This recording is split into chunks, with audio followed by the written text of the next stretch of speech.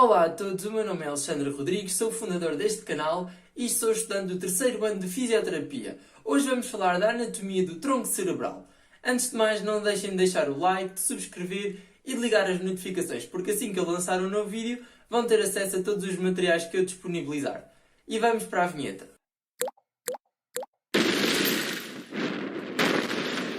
De forma generalizada, o encéfalo pode dividir-se em tronco cerebral, diencéfalo, cérebro e cerebelo.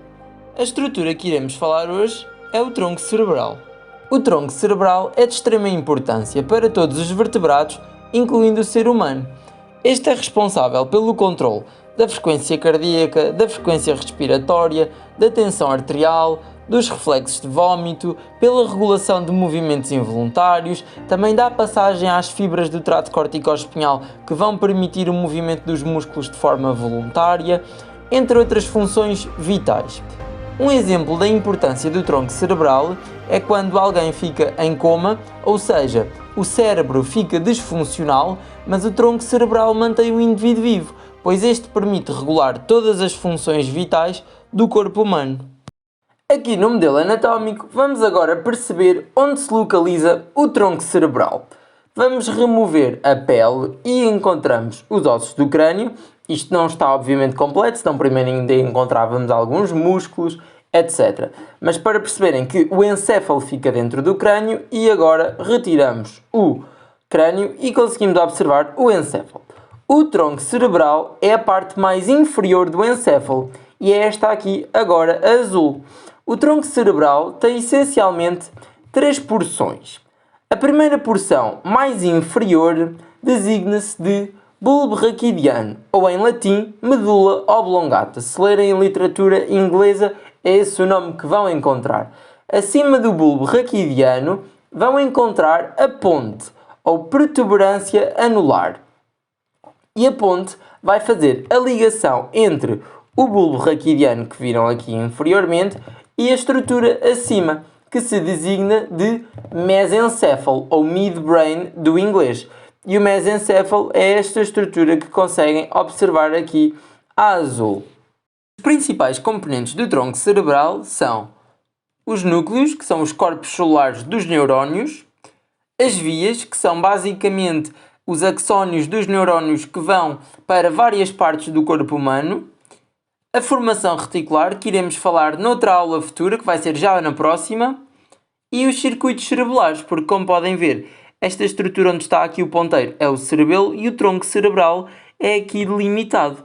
Portanto, nós conseguimos ver que o cerebelo vai comunicar intimamente com o tronco cerebral. Primeiramente, vamos começar por falar sobre o bulbo. Para terem uma ideia anatómica melhor, vamos agora fazer uma ampliação no bulbo raquidiano, na face anterior, como conseguiam ver ali anteriormente os olhos, logo estávamos na parte anterior do encéfalo, e observamos o bulbo raquidiano.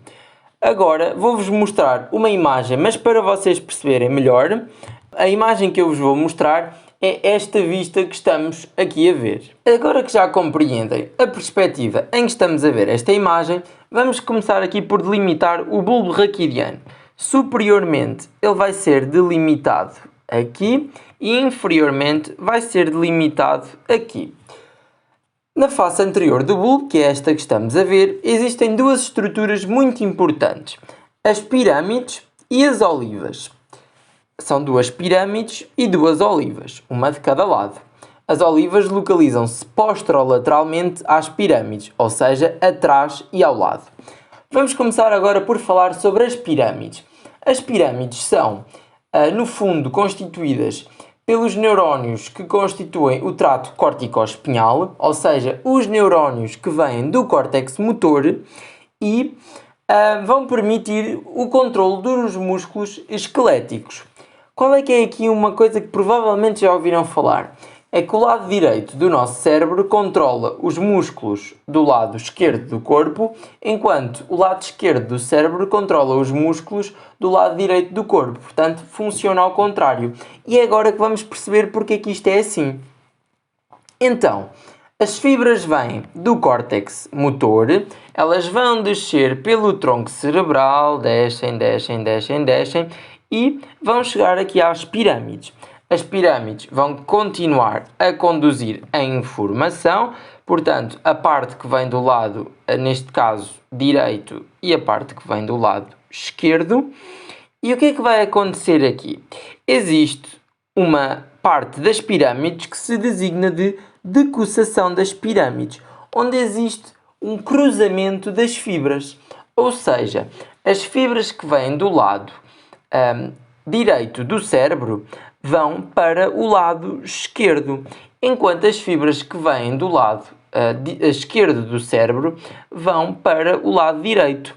Logo, conseguimos perceber que a parte direita do nosso cérebro vai controlar os músculos do lado esquerdo, enquanto a parte esquerda do nosso cérebro vai controlar os músculos do lado direito. E é por causa desta decussação das pirâmides que funciona ao contrário. Já as olivas são formadas pelo núcleo inferior olivar. Este núcleo vai então formar as olivas e localiza-se na face lateral do bulbo.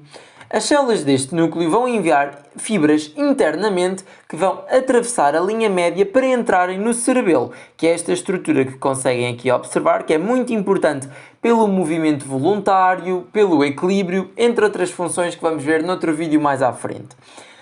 Além das olivas enviarem fibras eferentes para o cerebelo, elas também vão receber fibras aferentes, ou seja, informação que vai chegar às olivas, que pode ser da medula espinhal, também o próprio cerebelo recebe, mas também envia informação para as olivas, e também do córtex cerebral. Pensando das estruturas que mandam informação para as olivas e também pelo facto da oliva enviar informação para o cerebelo, conseguimos perceber que a principal função das olivas é o movimento muscular voluntário. Além do núcleo olivar inferior, que foi aquele que eu falei que forma principalmente as olivas, existem outros, como os núcleos olivares.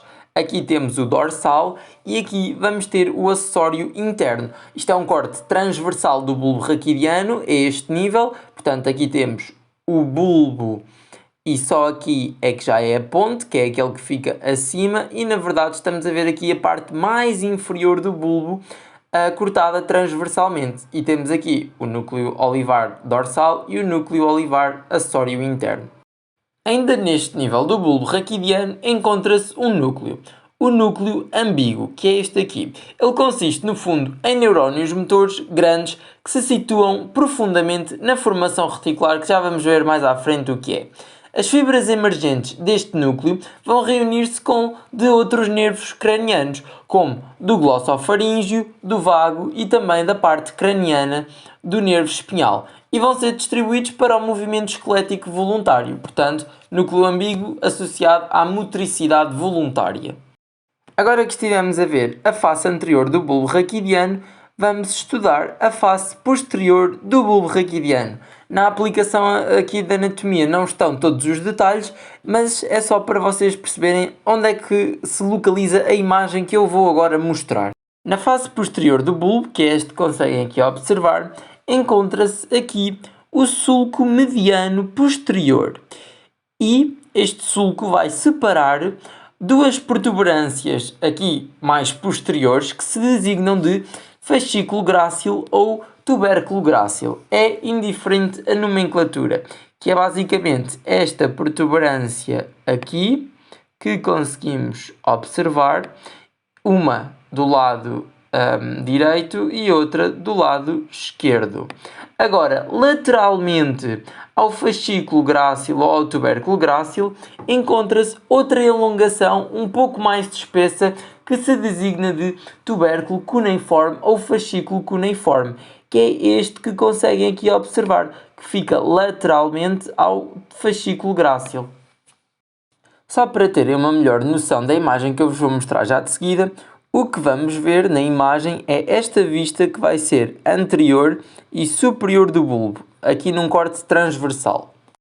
Agora que percebem a perspectiva da imagem, conseguimos ver aqui atrás o fascículo grácil e o cuneiforme, portanto os dois gráceis que são mais internos e os cuneiformes que são mais externos, e eles vão enviar fibras para o meio do bulbo e estas fibras, quando se juntam, vão se designar de fibras arqueadas internas.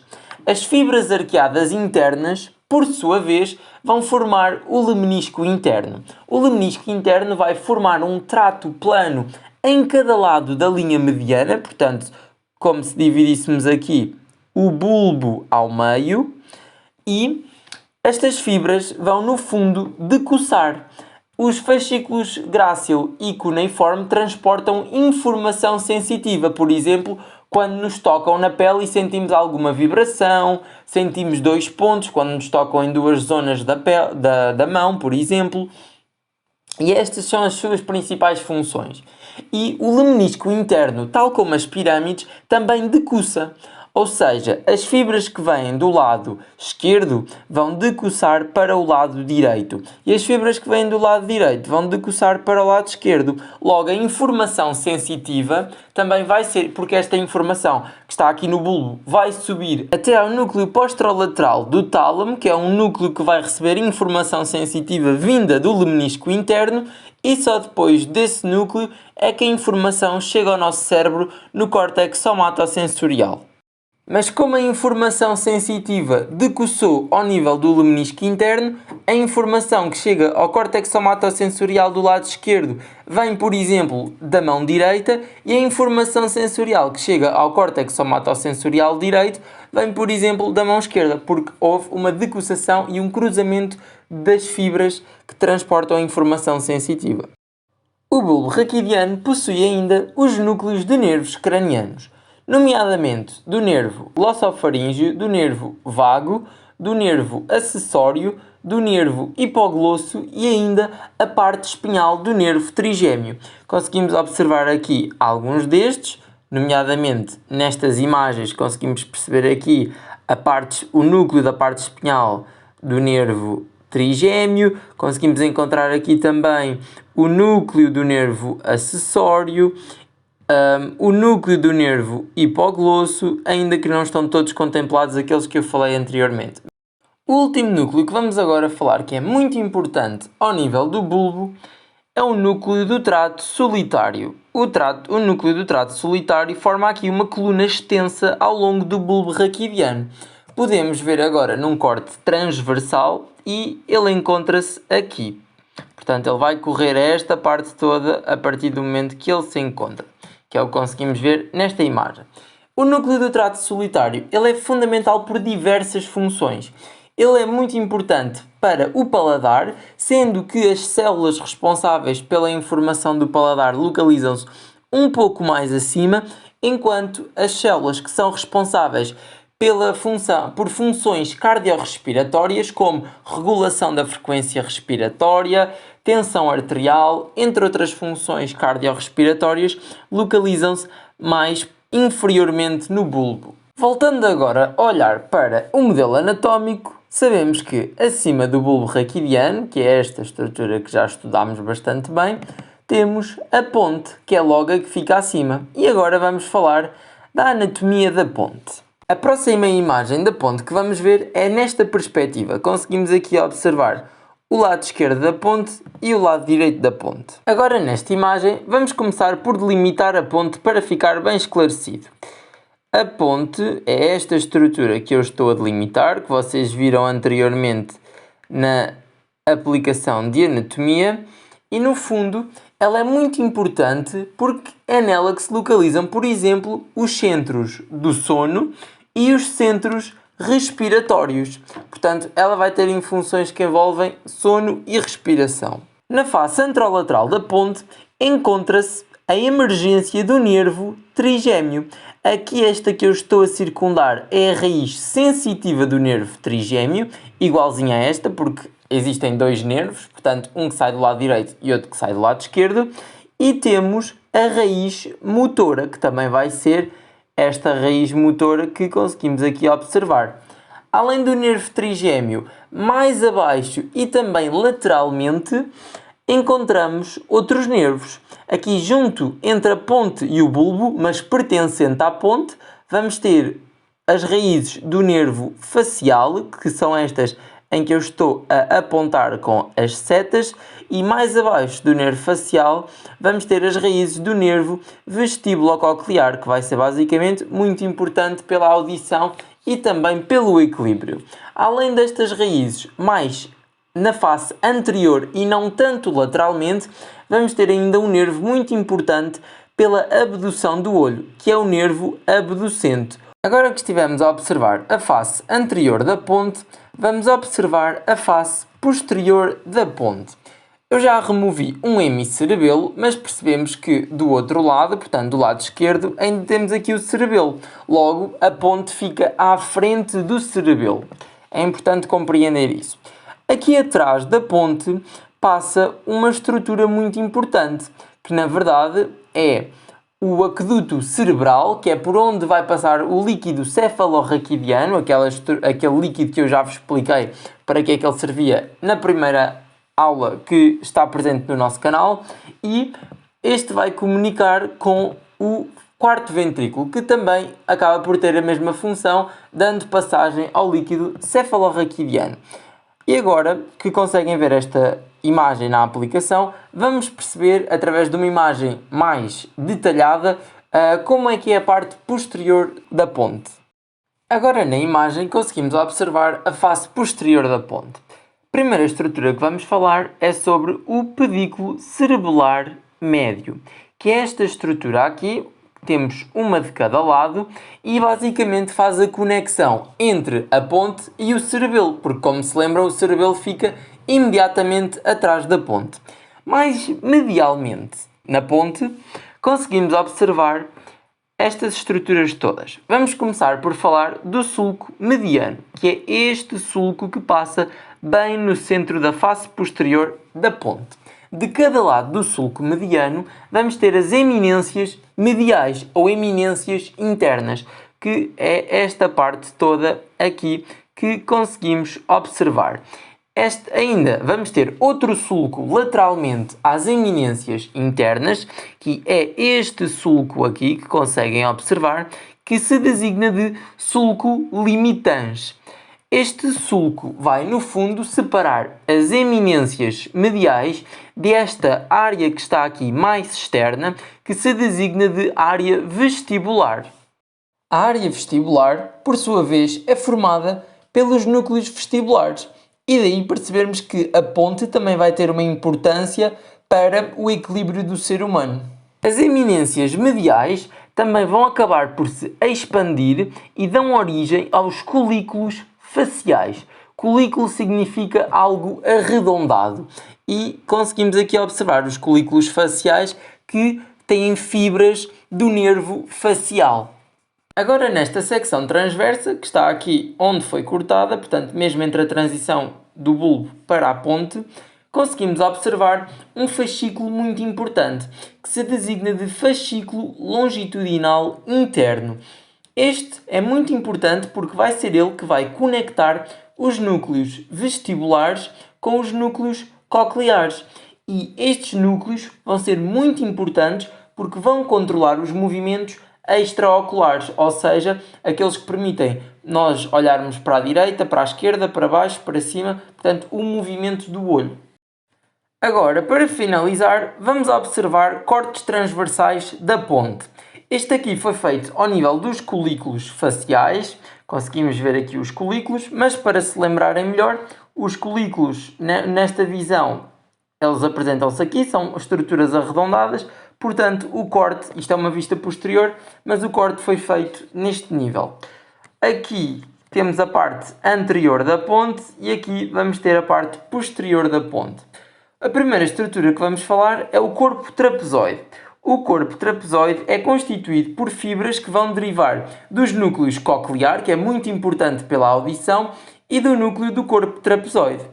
No fundo, ele é muito importante para a via auditiva, porque há alguns axónios que saem do núcleo coclear, lembram-se que os núcleos são o corpo celular dos neurónios, portanto, os axónios que saem deste corpo celular designado de núcleo coclear, vão cruzar para o lado contralateral aqui no corpo trapezoide, antes de atingir outro núcleo que se designa núcleo olivar superior, que é este núcleo que está aqui representado. As imagens são um pouco diferentes porque isto são de livros diferentes, mas aqui temos o corpo trapezoide e aqui o núcleo olivar. Portanto, a informação, no fundo, iria para aqui.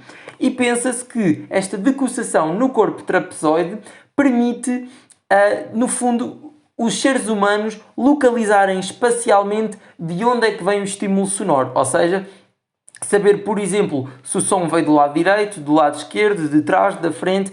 Muito importante por isso. Outra estrutura muito importante que vamos agora falar são as fibras pontinas transversas, que são estas fibras aqui, que são axónios dos núcleos pontinos. Conseguem ver estes pontinhos pretos? Basicamente a ponte está cheia de núcleos pontinos. Estas fibras transversas vão no fundo, elas são estas fibras aqui, que resultam destes núcleos, e elas vão interceptar o trato córtico-espinhal, que, como já falámos anteriormente, ele é muito importante pela motricidade voluntária dos músculos, portanto, por contrairmos quando queremos os nossos músculos, e eles vão, no fundo, interceptar este trato. Estas fibras transversas que conseguimos aqui observar, elas vão para o pedúnculo cerebelar médio, que já falámos, que é a parte da ponte que vai conectar a ponte ao cerebelo, e vão se dirigir para os hemisférios do cerebelo. Podem ainda não saber bem o que é, mas fica a ideia, a aula do cerebelo sairá mais à frente. Esta conexão vai formar a via principal que conecta o cerebelo à ponte. Agora, quando os cortes que estivemos a ver são a este nível da ponte, e agora vamos ver cortes ligeiramente mais acima. Agora, mais acima, conseguimos observar algumas estruturas que não observávamos anteriormente, como os núcleos parabraquiais. Temos aqui o medial ou interno e o lateral ou externo.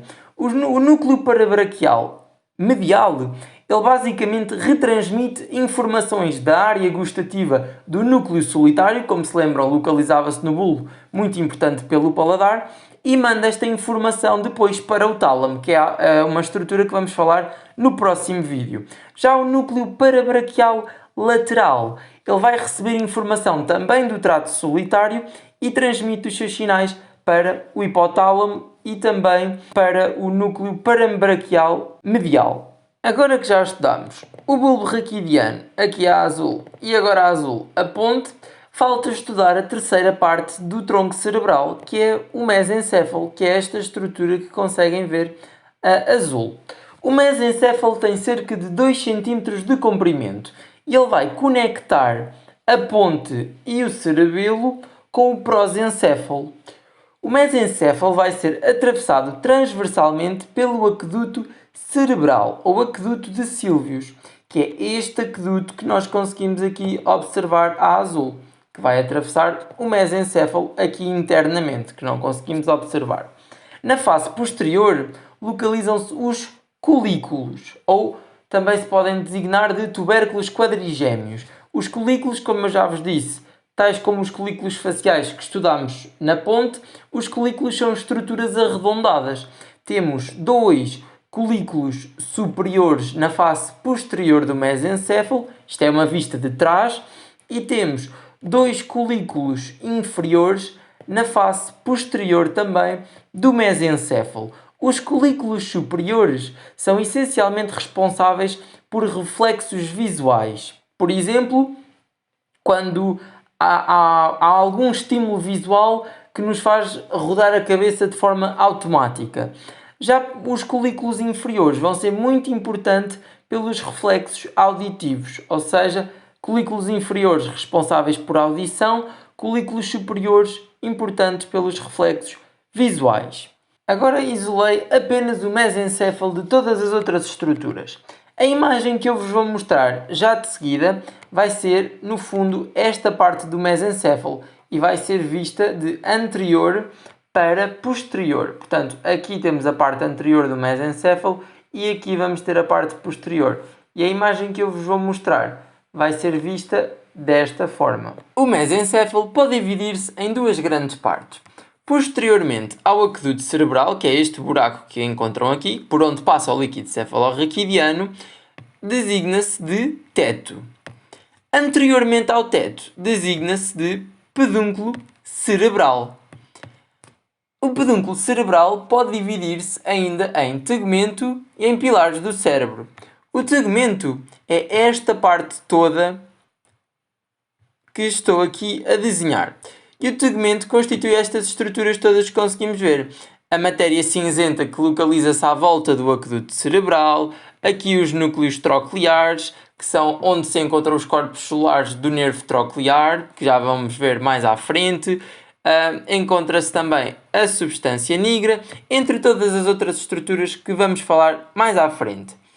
A outra parte do pedúnculo cerebral designa-se de pilares do cérebro, que é esta parte aqui. E vão ver que o nome de pilares do cérebro faz bastante sentido, pois aqui se encontram tratos descendentes que vêm diretamente de neurónios cerebrais. Agora estamos a observar uma secção transversal do mesencéfalo feita ao nível dos colículos inferiores. A primeira estrutura que conseguimos ver mais posteriormente, portanto aqui é posterior e aqui é anterior, a estrutura que vemos mais posteriormente são os núcleos dos colículos inferiores.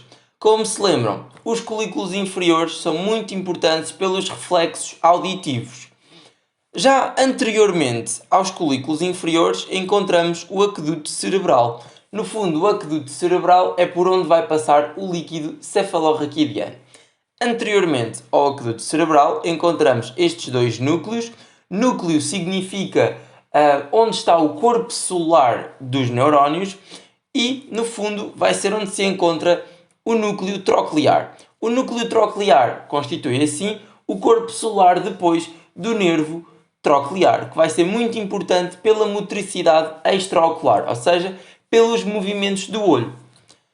Anteriormente aos núcleos trocleares, porque eles são dois, apesar de eu só ter circundado um anteriormente, encontramos as fibras do pedúnculo cerebelar superior. E são estas aqui bastante grandes. No fundo, este pedúnculo ou pedículo vai conectar o mesencéfalo ao cerebelo, tal como as fibras do trato corticoespinhal, do corticonuclear. Portanto, estas que já vimos, elas também vão decussar e fazem aqui uma decussação que vamos perceber então que a informação que vem do lado direito vai para o lado esquerdo e vice-versa.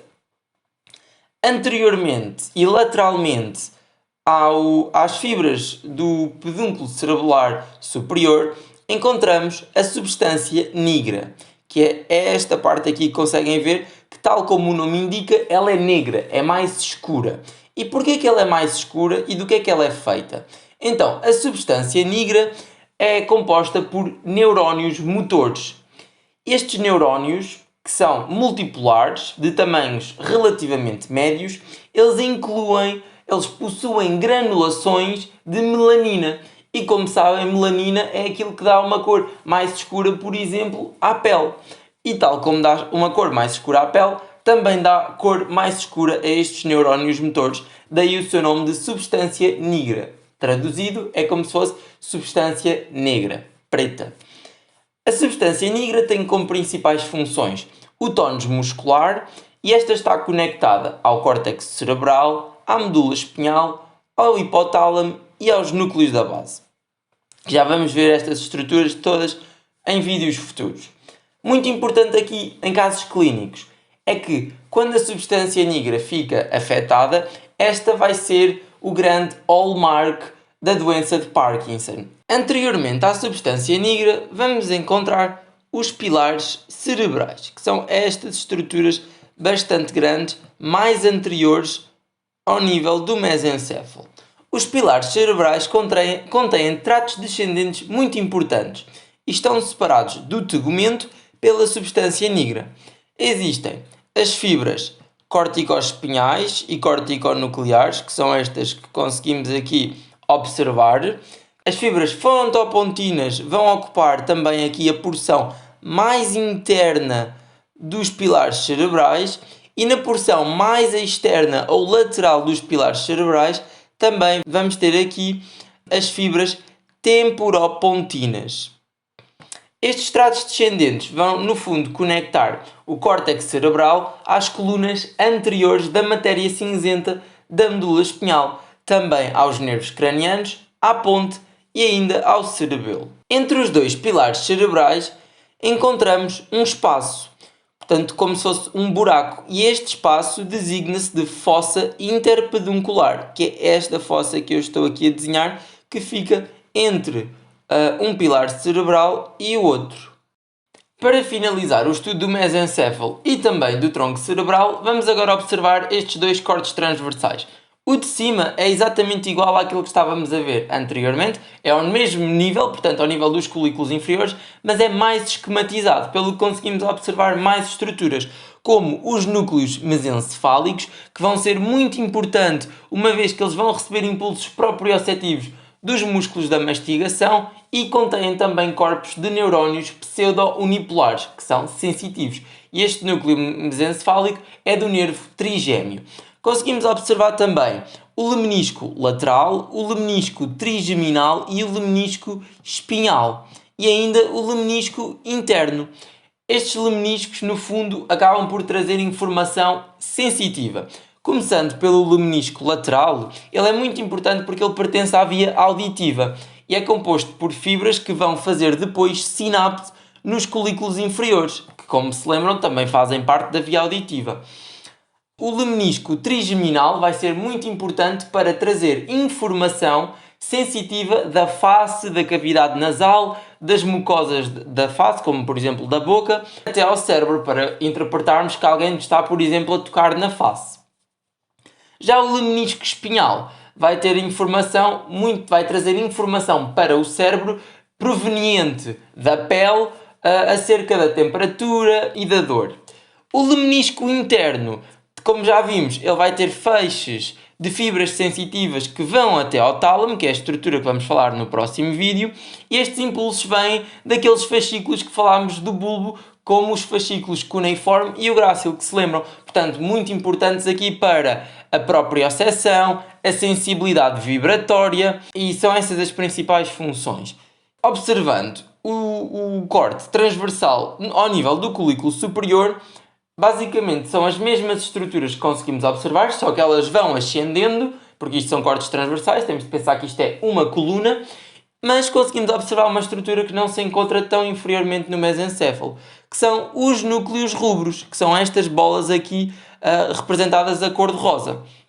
No fundo, os núcleos rubros eles vão receber fibras do cerebelo e vão enviar fibras para o núcleo olivar inferior, aquele que já falámos que era muito importante pela motricidade, que se encontrava no bulbo raquidiano, e assim vai originar fibras do trato rubroespinhal.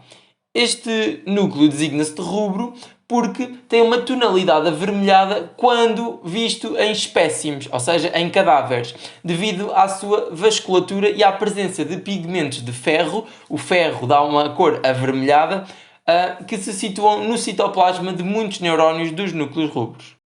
A última estrutura que vamos agora falar, que ainda é possível observar neste corte transversal ao nível dos colículos superiores, que não se observa ao nível dos colículos inferiores, vai ser o nervo oculomotor. Aqui encontra-se este nervo, que conseguimos ver aqui, que eu estou a desenhar a vermelho, e este nervo, no fundo, situa-se na matéria cinzenta central, logo posteriormente ao fascículo longitudinal interno. Portanto, temos aqui o fascículo longitudinal interno, ele localiza-se posteriormente. As fibras do nervo oculomotor vão passar anteriormente aos núcleos rubros e vão emergir do lado interno da fossa interpeduncular. O nervo oculomotor pode ser dividido em pequenas células, que não conseguimos aqui observar nesta imagem todos os detalhes. O nervo oculomotor vai ter funções como a motricidade extraocular e também funções ao nível do levantador da pálpebra superior e também da pupila. Espero que tenham gostado do vídeo e na próxima aula vamos falar sobre a formação reticular, que também se encontra no tronco cerebral. Até à próxima!